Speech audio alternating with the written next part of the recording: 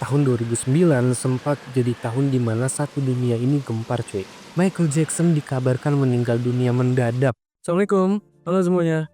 Ketemu lagi bareng Widi di kelas pertama. Gimana kabarnya cuy? Mudah-mudahan sehat semua ya. Mudah-mudahan kalian semua lagi dalam kondisi yang baik-baik aja. Lagi happy. Amin ya rabbal alamin. Ini sekarang tanggal 8, 8 November 2025. Kita udah di penghujung tahun ya. Udah mau menyambut 2026. Gimana guys, resolusi untuk tahun depan? Udah mulai kepikiran? Mungkin ada yang mau kerja di luar negeri, mau pindah negara, pindah keluarga negaraan ya kan. Mungkin ada yang mau merit, ada yang mau bangun usaha. Ya apapun itu, niat baik kalian semoga dilancarin ya. Dan yang pasti gue selalu berdoa kita semua dalam lindungan Allah Subhanahu wa taala. Amin ya rabbal alamin. Oke, episode 37. Tadinya gue nggak mau bahas tema ini ya, gue mau bahas tema lain tadinya. Tapi tiba-tiba 2 atau 3 hari yang lalu gitu ya, gue ngeliat satu trailer film biopik yang sebentar lagi mau tayang nih 2026. Katanya sih Q1 2026, quarter awal ya. Jadilah gue bahas ini orang, gue riset tentang dia, Michael Jackson. Yes, siapa juga yang gak kenal gitu kan Michael Jackson, legenda musik. Bahkan gue pun sebetulnya gak begitu ngikutin beliau, tapi gue tahu beberapa lagunya dari bokap. Awalnya bokap salah satu yang lumayan lah ngikutin juga gitu ya. Ya sosok legendaris ini yang dapat predikat The King of Pop. Hidupnya sendiri aja tuh udah kayak panggung guys. Caranya dia nari, caranya dia nyanyi, apalagi ya caranya dia bicara, bahkan caranya dia berperilaku dan berdiam diri aja tuh jadi sorotan dunia. Di episode ini kita nggak cuma mau bahas musiknya doang ya, kita bakal bedah hidupnya guys. Mulai dari awal karir, kejayaannya, jatuh bangunnya, bahkan kita juga mau bahas teori konspirasi yang bilang katanya Michael Jackson tuh masih hidup. Kita masuk kelas pertama. Michael Joseph Jackson lahir di Gary, Indiana, Amerika Serikat tanggal 29 Agustus tahun 1958. Beliau ini anak ke-8 guys, dari 10 bersaudara. Banyak juga ya. Nah dari kecil Michael memang udah hidup di panggung gitu guys. Dari panggung satu ke panggung yang lain. Jadi memang stage gitu ya, atau panggung udah jadi kayak rumah kedua lah buat dia. Lengkap dengan latihan-latihan yang gak ada henti-hentinya itu. Bokapnya, Joe Jackson, terkenal pribadi yang disiplin, tegas, dan keras juga gitu guys. Bahkan gak jarang ya bikin Michael tuh ketakutan. Michael belajar cepat bahwasannya dunia hiburan itu bukan cuma soal kesenangan aja, tapi juga tentang hidup dan mati di atas panggung. MJ kecil tuh nggak pernah ngerasain main sepeda atau main bola gitu guys. Maksudnya tuh dia hampir nggak pernah punya waktu untuk menghabiskan masa kecilnya di lapangan bola, main nongkrong gitu ya sama teman-teman sebayanya. No, hampir seluruh waktunya MJ itu habis untuk latihan vokal, koreografi, dan penunjang-penunjang karir dia yang lain gitu. Namun, dari semua tekanan itu muncul sebuah skill yang di masa depan bikin orang-orang bahkan satu dunia ini tuh terpana sama dia guys. Mulai dari ya suara falsetonya yang kawin banget sama musik gitu ya, sampai gerakan-gerakan yang belum pernah dilihat sebelumnya. Jackson 5, ada yang tahu Jackson 5? Grup vokal anak-anak ya, terdiri dari kakak beradik Jackson ya, salah satunya Michael Jackson, Jermaine, Tito, Randy, Jackie, dan lain sebagainya. Ini jadi platform pertamanya Michael guys. Lagu-lagu ceria, terus juga koreografi rapi dan elok ini tuh dengan cepat bikin Michael jadi sorotan gitu ya. Ya sambil disokong sama saudara-saudaranya tadi itu. Penonton tuh bukan cuma kagum sama lagu-lagu atau koreografinya guys, tapi juga sama karisma yang keluar secara alami dari sosok Michael kecil ini. Tapi di balik semua gemerlap itu, ya Michael Jackson ini cuma seorang anak kecil yang justru kesepian dan tertekan gitu ya. Dunia memang tahu Michael sebagai bintang gitu guys, tapi jarang ada yang memahami bahwa MJ ini juga sebetulnya sosok bocah yang kehilangan masa kecilnya juga gitu. Setiap tepuk tangan, sorak-sorai, bahkan teriakan fans tuh bukan cuma dianggap sebagai pujian aja ya, tapi juga sebagai pengingat bahwasannya kalau sampai dunia panggung ini gagal, maka hidupnya akan jauh lebih sulit. Di tahun-tahun itu, secara nggak langsung juga membentuk karakter perfeksionis yang bakal nempel terus di hidupnya MJ. Dia belajar bahwa untuk bisa bertahan di dunia entertain, lo dituntut harus sempurna setiap detik. Sedikit aja kesalahan kecil tuh bisa jadi hukuman, kritikan, bahkan cemoohan publik. Dari sini guys, muncul obsesinya akan kontrol gitu ya. Kontrol suara, kontrol gerak, bahkan kontrol citra atau image. Anak kecil yang kehilangan kebebasannya ini pada akhirnya bertransformasi jadi pribadi yang selalu mengejar kesempurnaan guys. Yang mana ini juga bakal nempel terus sama dia ketika nanti dia berhasil naik ke puncak dunia di masa depan gitu ya. Semua latihan, tekanan, dan pengorbanan ini tuh membentuk fondasi seorang legenda yang akan mengubah sejarah musik dan budaya pop global selamanya. Era 80-an tuh jadi titik baliknya Michael guys. Ya mulai dari Off the Wall sampai Thriller, MJ bukan cuma penyanyi guys, tapi dia juga orang yang telah melahirkan standar baru musik pop. Video klipnya tuh udah kayak mini film gitu ya. Ya koreografi kompleks lah, visual effect yang belum pernah ada, bikin semua orang tuh nggak kedip nontoninnya. Gue juga baru nonton ya, ternyata For All This Living These Ages, gue baru nonton video klip Thriller yang di YouTube. Viewsnya tuh udah 1 miliar guys. Ya emang gue amazing, luar biasa banget emang. MJ itu bukan cuman performer aja cuy, tapi dia juga ngajak penonton untuk masuk ke dunianya gitu ya. Semua mata terfokus ke dia, setiap gerak-gerik langkah, gerakan tangannya tuh udah jadi kayak fenomena global. Di atas panggung, Michael Jackson ini adalah manusia sekaligus icon, yang mana tindakan dan penampilannya dianalisis jutaan orang. Hits besar nggak berhenti sampai situ guys. Selain Thriller tadi, Michael juga merilis Beat It dan Billie Jean. Ketiga lagu ini berhasil merubah standar industri.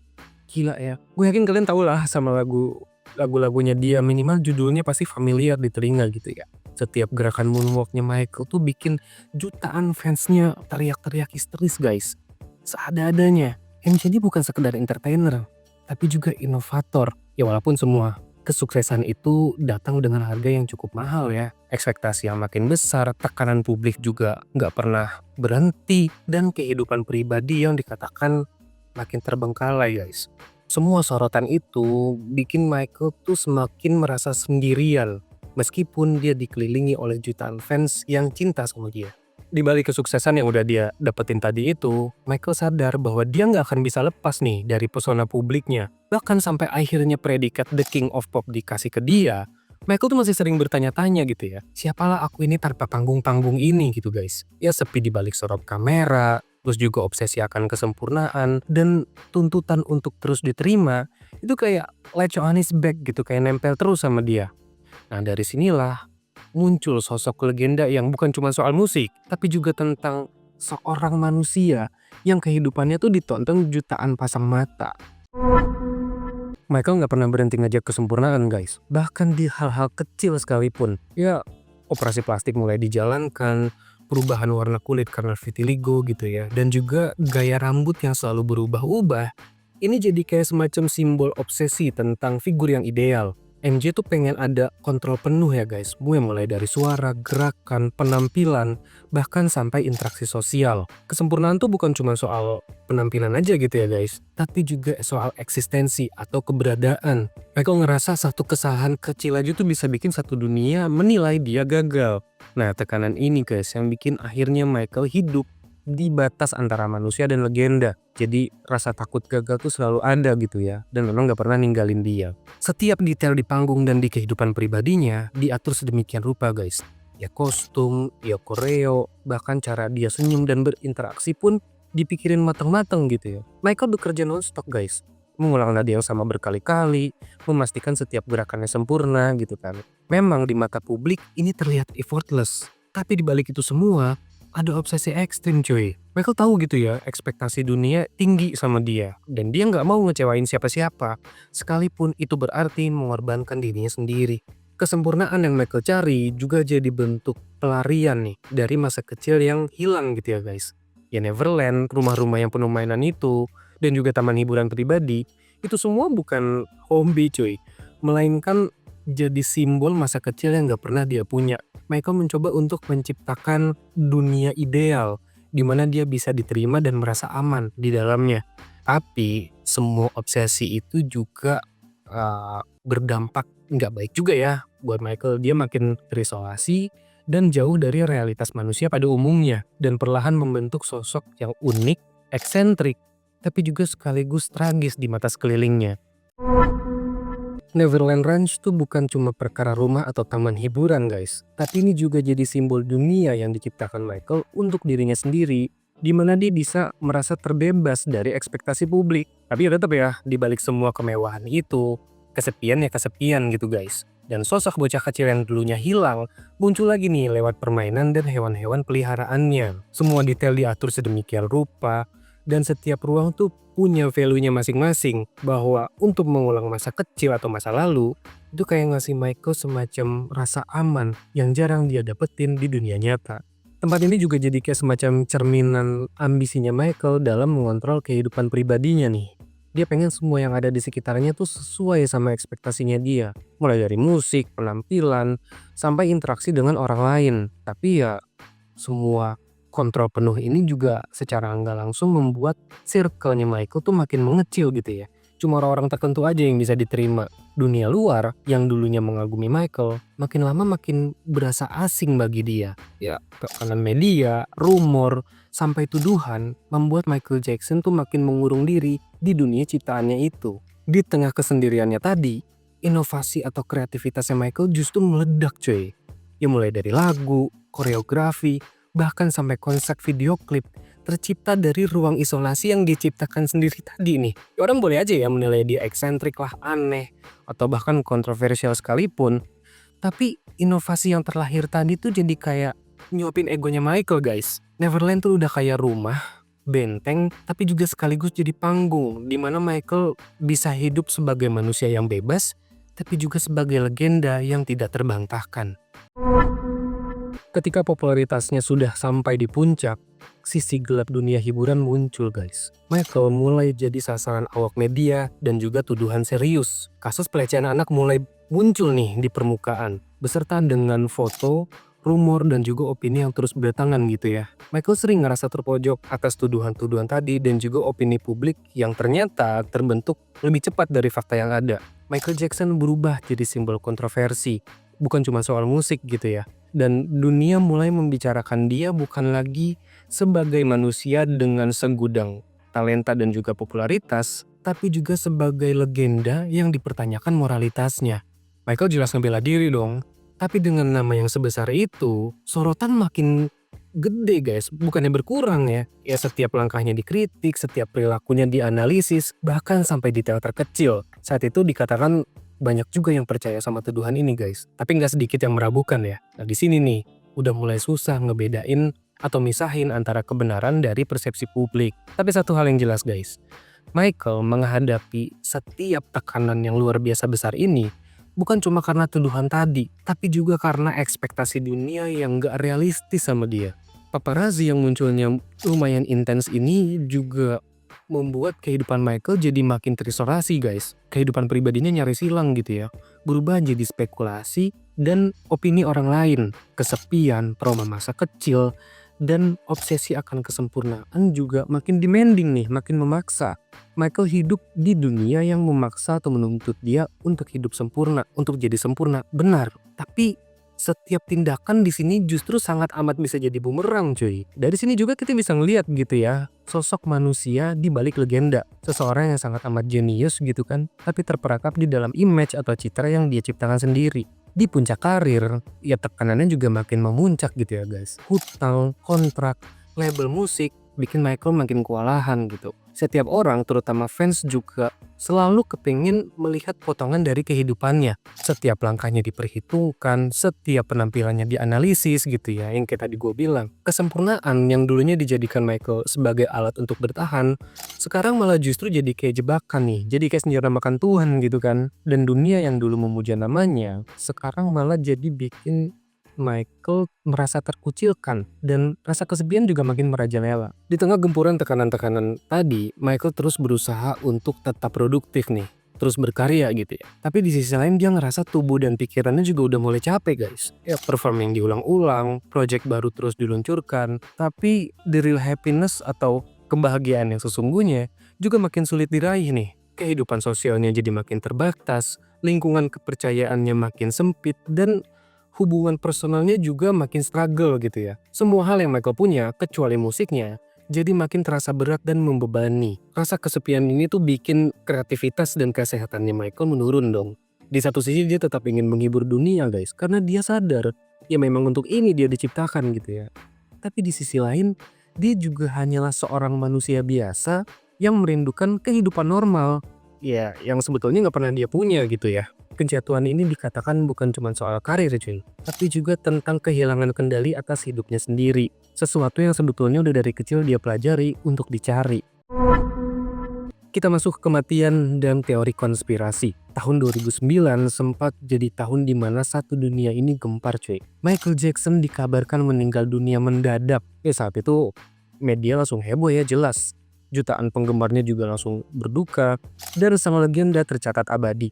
Tapi di balik kabar duka ini muncul spekulasi atau teori konspirasi yang gak kalah meledak cuy. Banyak yang yakin sampai hari ini Michael Joseph Jackson masih hidup. Yes, beberapa saksi anonim, foto buram, bahkan sampai analisis detail kematiannya membuat banyak orang wondering gitu ya, bertanya-tanya, apakah benar ini semua bohong? Teori ini berakar dari karakternya Michael sendiri guys, yaitu tadi ya, eksentrik, perfeksionis, dan selalu ingin kontrol penuh. Banyak yang meyakini bahwa kematian ini memang caranya Michael untuk mundur dari dunia entertain yang kejam, Neverland, operasi plastik, dan obsesi akan kesempurnaan gitu ya.